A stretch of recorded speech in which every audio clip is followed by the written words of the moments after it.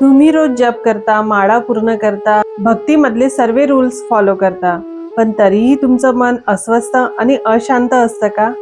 कधी कधी असं वाटतं का की भगवंत आपलं ऐकतच नाही? आणि जर तुम्हालाही असं वाटत असेल तर मग हा व्हिडिओ तुमच्यासाठीच आहे, तर व्हिडिओ शेवटपर्यंत नक्की बघा.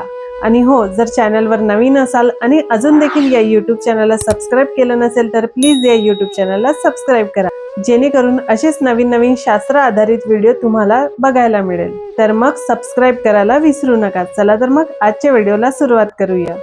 हरे कृष्णा. मी नेहा सोनटक्के, म्हणजेच नीलरत्नधारी देवीदासी. तर आजचा विषय खूप इंटरेस्टिंग आहे, कारण आज आपण असा विषय निवडला आहे की जो हर एका साधकासाठी खूप इम्पॉर्टंट असेल. तर हा प्रश्न नवीन भक्तांचा नाही आहे, तर जे वर्षानुवर्ष साधक असतात, म्हणजे तपस्या करत असतात, त्यांच्यासाठी देखील हा प्रश्न असू शकतो. आणि याचं उत्तर आपल्याला थेट भगवद्गीतेमध्ये मिळतं. तर पॉइंट नंबर 1, तर भगवंत भगवद्गीतेमध्ये आपल्याला सांगतात की मन हे खूप चंचल आहे, म्हणजेच चंचल ही मन कृष्ण. म्हणजेच अर्जुन कृष्णाला विचारतात की हे कृष्णा, हे मन खूप चंचल आहे, याला नियंत्रित करणं खूप कठीण आहे. मी एकदाची हवा नियंत्रित करू शकतो, परंतु या मनाला नाही, असे अर्जुन कृष्णाला म्हणतात. आणि मग भगवंत त्याला समजवतात की अभ्यासेन तू कोणतेय वैराग्येन च गुहायते. म्हणजेच हे मन जरी चंचल असलं, पण याला नियंत्रित करणं हे आपल्या हातात आहे. जसं आपण जप करतो पण मन इकडे तिकडे पडतं, हे नॉर्मल आहे, प्रॉब्लेम नाही, पण अवेअरनेस नाही. आणि म्हणूनच आपण निराश होतो की मी इतकं जप करतो, इतकं कॉन्सन्ट्रेशननी माळा जप करतो, मोबाईल सुद्धा बघत नाही, इकडे तिकडे सुद्धा बघत नाही, तरीही माझं मन अस्वस्थच असतं. तर आपल्याला समजून घेतलं पाहिजे की आपलं मन जरी इकडे तिकडे पडत असलं तरी आपल्याला केंद्र हे फक्त भगवंताकडेच करणं. याने आपलं मन जरी विचलित झालं तरी ते परत त्याच ट्रॅकवर येईल. आणि म्हणूनच आपल्याला या गोष्टीवर निराश व्हायला नाही पाहिजे. तर पॉइंट नंबर 2, अभ्यास आणि वैराग्य, म्हणजे प्रॅक्टिस आणि डिटॅचमेंट. जसं मी तुम्हाला आता एक श्लोक सांगितलं की अभ्यासेन तू कोणतेय, आणि त्यावर भगवंत उत्तर देतात की मन हे नक्कीच चंचल आहे, परंतु अभ्यास आणि वैराग्याने ते नियंत्रित करता येतं. म्हणजेच त्या मनाला आपण कंट्रोल करू शकतो, आणि हे आपल्या हातात नक्कीच आहे. जसं फॉर एक्झाम्पल आपण घेऊ की कुठलीही गोष्ट आपण प्रॅक्टिस केल्याशिवाय ती परफेक्ट होत नाही. म्हणूनच आपण जप करतो, म्हणजे हा आपला एक अभ्यास झाला. तुम्ही आज 16 माळा केल्या, उद्या परत जाऊन तुम्ही 16 माळा केल्या, आणि तिसऱ्या दिवशी तुम्हाला असं वाटलं की आज 16 नाही, आज फक्त 10च करूया, तर याने तुमची कन्सिस्टन्सी ब्रेक होते. म्हणून आपण जर संकल्प घेतला की आजपासून आपल्याला 16 माळा करायच्याच आहे, तर त्या तुम्हाला कंटिन्यू ठेवणंच आहे. आणि दुसरं म्हणजे इतर गोष्टीतून आपलं लक्ष काढून घेणे. जसं फालतूच्या गोष्टी झाल्या, जसं मोबाईल, अति वेळ मोबाईलचा वापर करणे, किंवा न कळत आपण काही वेळ चुकीच्या गोष्टीसाठी घालतो, तर त्या गोष्टीकडे लक्ष देणे, जेणेकरून आपल्याला हळूहळू भक्तीमध्ये रस वाढेल आणि त्यानेच आपलं वैराग्य हे वाढत जाईल. म्हणजे त्यासाठीच आपल्याला कन्सिस्टन्सी ठेवणे आणि प्लस फोकस करणे, तेव्हाच आपलं मन हे शांत होईल. तर आता आपण बघूया पॉइंट नंबर 3, तर मनच आपलं शत्रू देखील आहे आणि मित्र पण आहे. तर तुम्ही म्हणाल हे कसं? चला तर जाणून घेऊया. तर भगवद्गीतामध्ये भगवान श्रीकृष्ण नेहमी सांगतात, मन आपला मित्रही आहे आणि शत्रूही आहे. जसं आपल्या मनाला आपण कंट्रोल केलं तर ते आपल्याला नक्कीच चांगल्या गोष्टीकडे घेऊन जाईल आणि त्यातून आपल्याला शांतता मिळेल. परंतु तेच मन जर आपल्याला इतर कुठल्याही चुकीच्या गोष्टीकडे नेलं तर त्याने आपलं मन अस्वस्थ असेल, किंवा त्यातून आपण डिस्टर्ब झालेले असू. आणि म्हणूनच मन आपला हा शत्रूही आहे आणि मित्र देखील आहे. तर ते तुम्हाला ठरवायचं आहे की तुम्हाला शत्रुता स्वीकारायची आहे की मित्रता.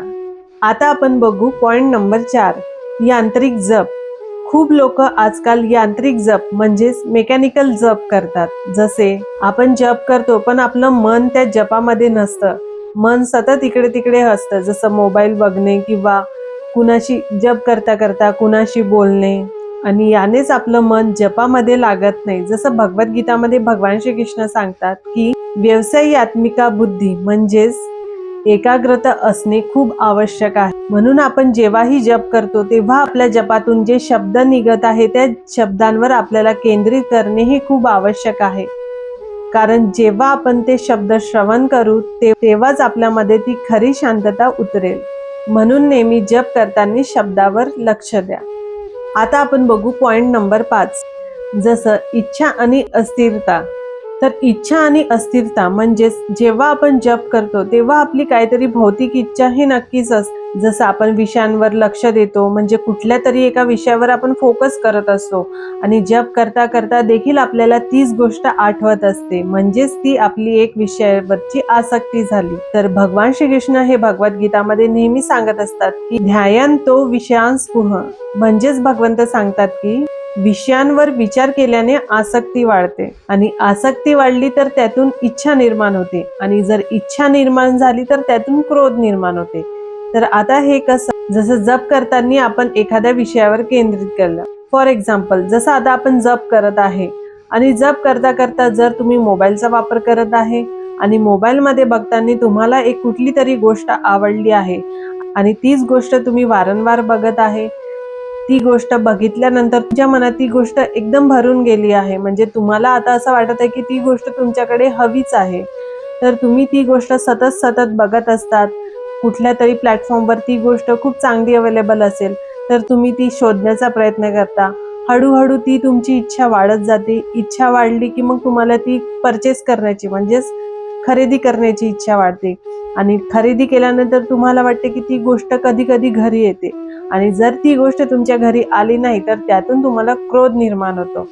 तर हीच असते इच्छा आणि आसक्ती. म्हणून आपण या गोष्टीकडे दुर्लक्ष केलं पाहिजे, जेणेकरून आपण एक प्रॉपर वेनी, एक चांगल्या वेनी भगवंताच्या जपामध्ये लक्ष देऊन त्या जपाला केंद्रित करून त्या जपाचं श्रवण करून तरच आपलं मन हे शांततेकडे नक्कीच जाईल.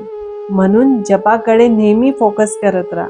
तर कधी कधी आपल्याला देखील वाटते की मी जप करते, मी इतकं कॉन्सन्ट्रेशनने सर्व करत आहे तरीही माझं मन अशांतच आहे आणि मी जप करते पण काहीच होत नाहीये, म्हणजे मला रिझल्ट मिळतच नाहीये. पण भगवंत सांगतात की तुमचा प्रयत्न हा छोटा असो किंवा मोठा असो, तुमचा तो प्रयत्न कधीच वाया जाणार नाही. म्हणजेच नेहाभिक्रम नाशो स्थितः हा श्लोक आपल्याला भगवद्गीतामध्ये बघायला मिळते आणि तोच म्हणजे त्यातून आपल्याला समजते या मार्गावर केलेला कुठलाही प्रयत्न छोटा असो किंवा मोठा हा कधीच व्यर्थ जात नाही. म्हणून ऍटलीस्ट आपण प्रयत्न तरी केला पाहिजे. तो परफेक्ट असो किंवा नसो, पण प्रयत्न करणं मात्र सोडायचं नाही. चला तर मग आता मी तुम्हाला सांगते यातले प्रॅक्टिकल सोल्युशन काय आहे ते, जेणेकरून त्यातून तुम्हाला थोडा तरी फायदा होईल. तर पहिलं म्हणजे अभ्यास.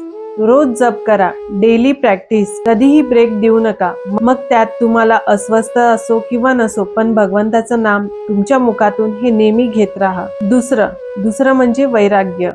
हळूहळू तुमचं डिस्ट्रॅक्शन हे कमी करा, जसं मोबाईल बघणं किंवा व्यर्थचे जे काही तुम्ही कार्य करत असेल त्यातून तुम्ही हळूहळू बाहेर पडा.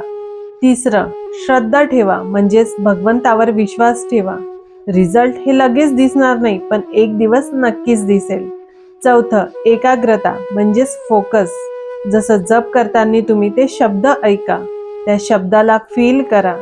आता यावर तुम्हाला एक छोटासा एक्झाम्पल सांगते. जसं जिम मध्ये आपण गेल्या आपली लगेच बॉडी बनत नाही किंवा ती शेप मध्ये देखील येत नाही, त्याला प्रॅक्टिस लागते, खूप दिवसाची मेहनत लागते. म्हणजेच रोज केल्यावरच आपल्याला काही दिवसानंतर त्याचे रिझल्ट दिसायला लागते. तसंच जप देखील आहे. तुम्ही आजपासून जर प्रॅक्टिस कराल, आजपासून जसं सुरुवात कराल, हळूहळू तुम्हाला त्यातून परिवर्तन हे झालेले नक्कीच दिसेल. म्हणून कन्सिस्टन्सी ठेवा. लक्षात ठेवा, जप करणं हे चुकीचं नाही, पण ते चुकीच्या पद्धतीने केलं तर त्याचे आपल्याला उलटे रिझल्ट हे नक्कीच दिसते. म्हणून मन अशांत आहे कारण आपण चुकीच्या पद्धतीने जप करत आहोत आणि हीच आपली पद्धत सुधारायला हवी. म्हणून गीता आपल्याला सांगते की अभ्यास प्लस वैराग्य इक्वल टू शांतता, म्हणजेच आपलं मन शांत झालेलं असतं. आणि म्हणूनच मी आजच्या या व्हिडिओ मधून तुम्हाला सांगू इच्छिते की जप हा फक्त रुटीन फॉलो करण्यासाठी करू नका. हळूहळू भगवंताशी कनेक्ट व्हा. एक दिवस त्याचा रिझल्ट तुम्हाला नक्कीच बघायला मिळेल. कारण हा अनुभव मी माझ्या जीवनात नक्कीच अनुभवला आहे. कारण कुठलीही गोष्ट ही प्रॅक्टिसनेच परफेक्ट होते. आपण एकदम चालू केली आणि एकदम त्याचे रिझल्ट बघायला गेलो तर ते अशक्य आहे. म्हणून स्वतःला थोडं स्ट्रॉंग ठेवा.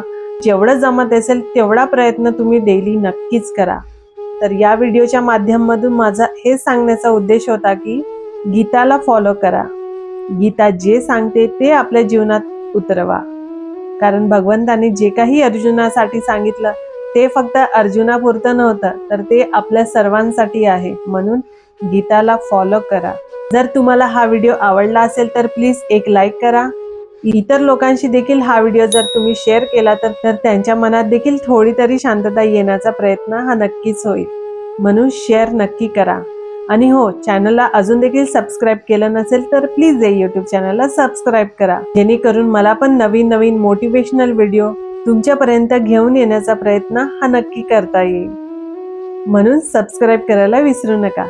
चला तर मग आजच्या व्हिडिओला इथेच थांबूया. भेटूया परत एका नवीन व्हिडिओमध्ये. तोपर्यंत हरे कृष्णा. आणि जप हा खूप कॉन्सन्ट्रेशनने करत राहा, भगवंताला केंद्रित धरून. Hare Krishna, Krishna Krishna, Hare Hare, Hare Rama, Rama Rama, Hare Hare.